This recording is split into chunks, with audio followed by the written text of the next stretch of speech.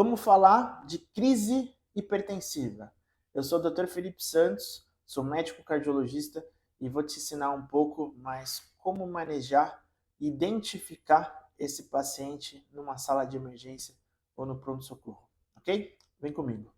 Crise hipertensiva é o nome que se dá um aumento pressórico, né, uma pressão sistólica acima de 180 e uma diastólica acima de 120. Em alguma literatura é 110. Então, mas vamos pensar 180 por 120, ok?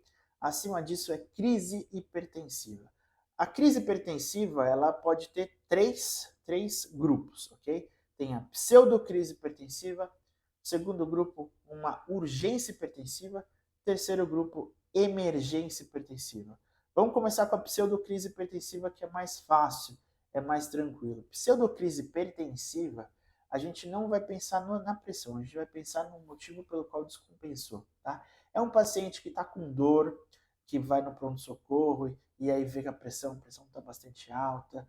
É aquele paciente que tem uma infecção aí, é importante, que culminou numa hipertensão, um paciente que brigou, que está ansioso e que a pressão acaba ficando bastante alta, aquele paciente que esqueceu de tomar remédio, né, e está com todos esse quadro aí de quadro ansioso, ou um quadro de nervosismo e tudo mais. Então, esse paciente a gente vai tratar com ansiolítico, a gente vai tratar com analgésico, a gente vai tratar com terapia, com conversa, com carinho, entender esse quadro clínico e não vamos aí pensar em outra situação que não é essa, ok? Vamos pensar agora no paciente que tem urgência hipertensiva.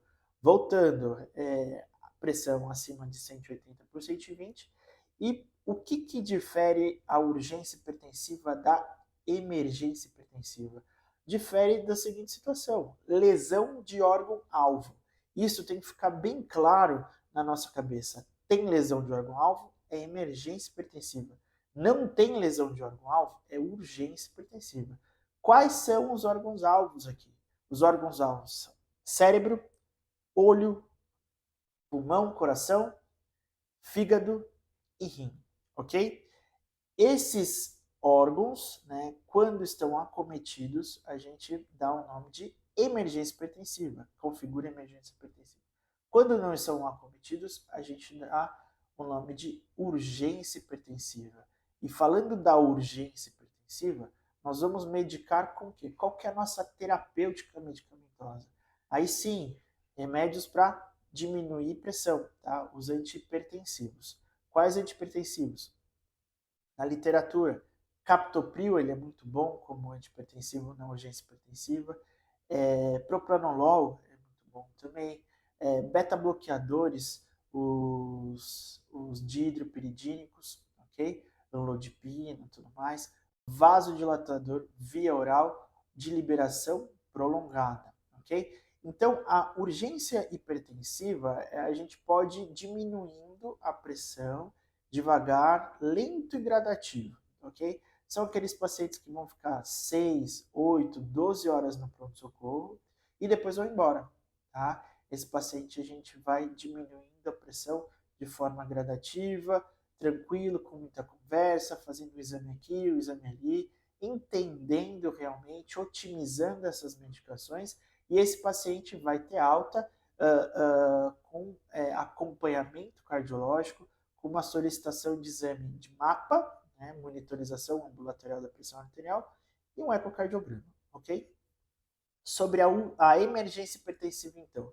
Então, a gente já sabe que a emergência hipertensiva configura pressões acima de 180 por 120, no qual há lesão de órgão-alvo, ok? Então, são pacientes com síndromes cerebrovasculares, AVC, HSA, aneurisma roto, são pacientes com edema pulmonar, são pacientes com síndrome coronariana aguda, são pacientes aí com uma disfunção renal aguda, uma estenose de artérias renais.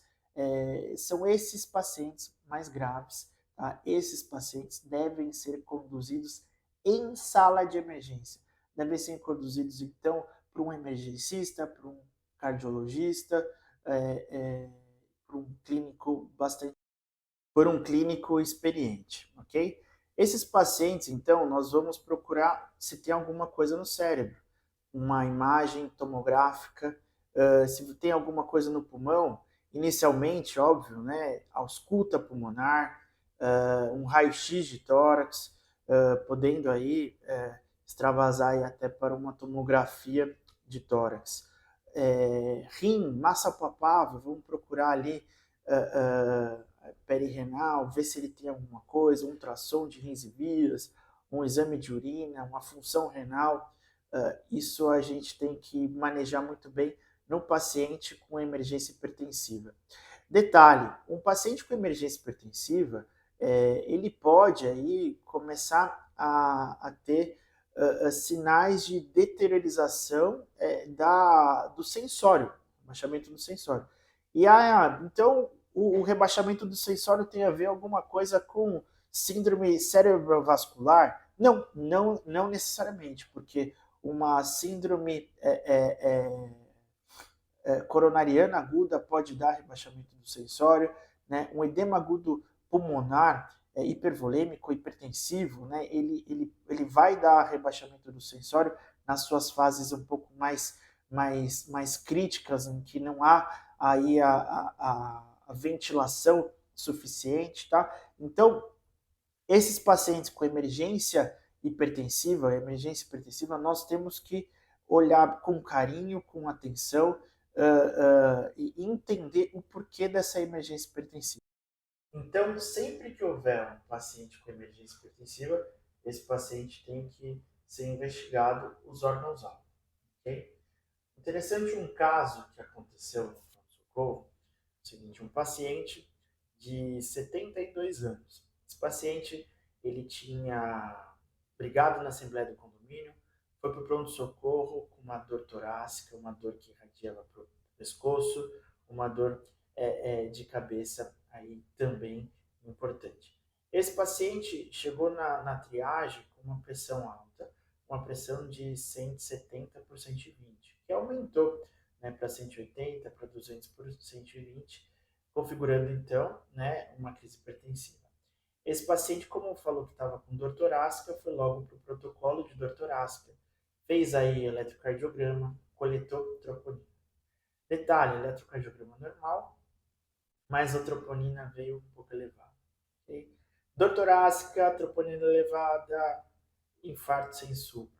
E isso foi rotulado infarto sem supra. Esse paciente manteve aí urgência hipertensiva, dor torácica, dor de cabeça e iniciou-se tridil para baixar essa pressão, baixar a dor torácica. Engraçado que o tridil aumentando e não melhorava e não melhorava. Esse paciente foi até para o CAT. Lá no CAT ele rebaixou. Quando viram, vamos fazer uma tomografia. A tomografia tinha lá um sangramento importante em território de cerebral média, né, pegando o sangramento mais de um terço do hemisfério direito. Okay? Esse paciente ele tinha um aneurisma roto. Okay? E, claro, rompeu, né, teve muita dor, imagina sangue, né, dentro aí no ventrículo, ok? E acabou tendo uma irritação importante, teve dor, subiu troponina.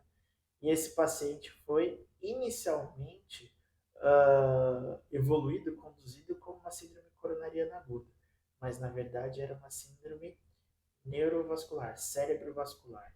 Né? Então é importante a gente tentar conduzir da melhor forma possível, óbvio, mas descartar os órgãos-alvos, ok? Para a gente não cair nessa situação. É claro que não teve um erro, né? Paciente com dor torácica, troponina positiva, paciente idoso, a gente vai pensar em síndrome coronariana mesmo, mas a gente tem que lembrar que existem outras causas aí para uma hipertensão arterial, para uma urgência hipertensiva, ok? Grande abraço.